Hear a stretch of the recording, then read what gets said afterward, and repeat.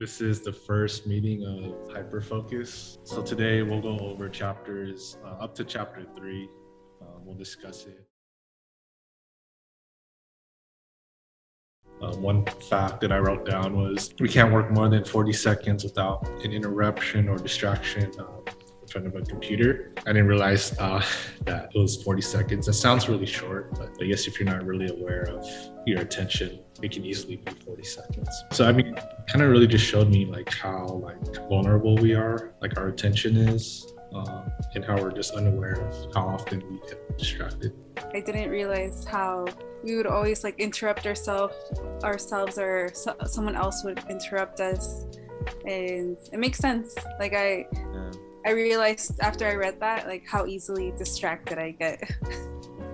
The first thing I guess I'll bring up myself is that the book really does challenge that common idea that we're supposed to multitask. I think a lot of people do have pride in themselves for how they can multitask and do multiple things at once, but the biggest thing I guess in chapter 0 is that isn't the best way to work. Yeah. You may think that you're doing a lot at once, but really you're just giving minimal attention to a bunch of different things, and oftentimes you really don't complete any of them in the best way that you can. So with Hyperfocus, it's really focusing on, having your attention focus on one or two things that are the most important.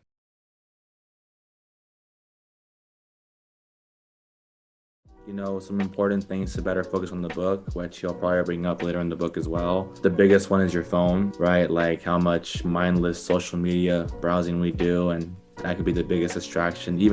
Even having your phone in front of you, even having it face down, because your mind is thinking about what you could be missing out on, or what somebody's texting you. So it really is an out of sight, out of mind thing. The second one was your environment. I'm not sure about you guys, but there's so many similarities in this book with the last book we read, Atomic Habits, where it talks about shaping your environment. And, in this book, it's talking about shaping your environment to not have distractions, but it also kind of brought me back to how important it is to have a clean environment. Because I was like, all right, well, if you want minimal distractions, if you have a dirty room or a dirty living room, there's more clutter in your room, there's more distractions as well. So it's kind of all in the same as Atomic Habits was kind of trying to bring to our attention. I guess that's just how important it is for productivity.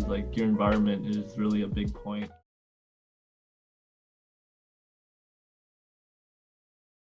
I really like the table that the author provided. So there's necessary work, purposeful work, unnecessary work, and distracting work.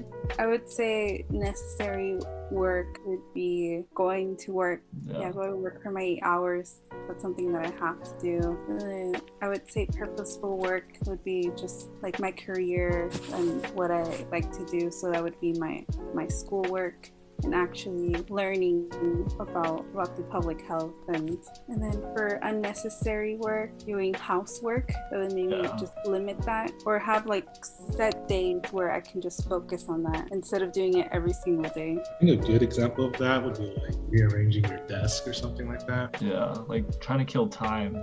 Right. I thought they were useful. I think for me, what I got out of it was just be deliberate in how we manage our attention. So attention on a task, I really think about type of task that is. Is this a distracting task like Instagram or TikTok, or is this something that's gonna help me in the future? Right. Just make me more conscious. It also makes me think of how Kobe, he would always say have deliberate practice. You know exactly what you're doing and what you're working on, and you're not just doing just the unnecessary work, bullshitting. I think one of the good quote for that too is you can be busy and not productive. You can be oh dude, I was so busy today, but if you break down their day, it's you weren't really doing the things that are most beneficial for you, your future. You just did a lot of shit. Yeah, like Anthony said, it made me aware of how much time I waste scrolling through social media all the time. I think we all do it to an extent, and it's hours of our day sometimes, and we can just get rid of our phones, put them out of sight, out of mind. It could free our minds up to things that are more important and more purposeful. How much purposeful work do you guys feel your days consist of? If I'm being honest with myself, it's probably 30% or less. Would you consider the gym purposeful? I would. Yeah. I would, because for me and my purpose is just things that, help me grow and work towards the man I want to be, right? Which is gym, I don't know, this book club that we have, this is towards growth and we aspire to be. It's purposeful. But I mean, a lot of our day, I mean, I guess work is to an extent purposeful, but not really. I'm not sure if I would count that, you know? But a lot of time is spent just wasting time or watching TV or doing social media. So all that stuff is not purposeful at all. Would you consider your work purposeful, Anthony? It depends. Since I work and like study, like I don't really consider like work purposeful, and like that can take up a portion of like my day that I would rather do like other things, but I don't have to do it. So I think like I don't think I'm like it's ideally where I want it to be. I think it's I don't know, but I don't be able to give like a percentage to it, but I would say that like on YouTube probably more than I should. I think for me YouTube is like the biggest like time waster for me. I think a good way to kind of help us identify purposeful work versus not is like, which in some of the later chapters it talks about intention, right? But like when we're doing things out of habit, that stuff isn't purposeful. But when you have intention with something, because they gave the examples here, like spending time with your kids. So I do know for me, spending time with my family, my niece, I need to basically set intention for that because I want to spend time with them, be a role model in their life. So that for me is purposeful. The gym has an intention as well. It's purposeful. So the things that we do naturally, we don't really think about it. Like he said, YouTube, the YouTube black hole, Netflix, waking up, browsing social media. I guess we can't really label it as purposeful.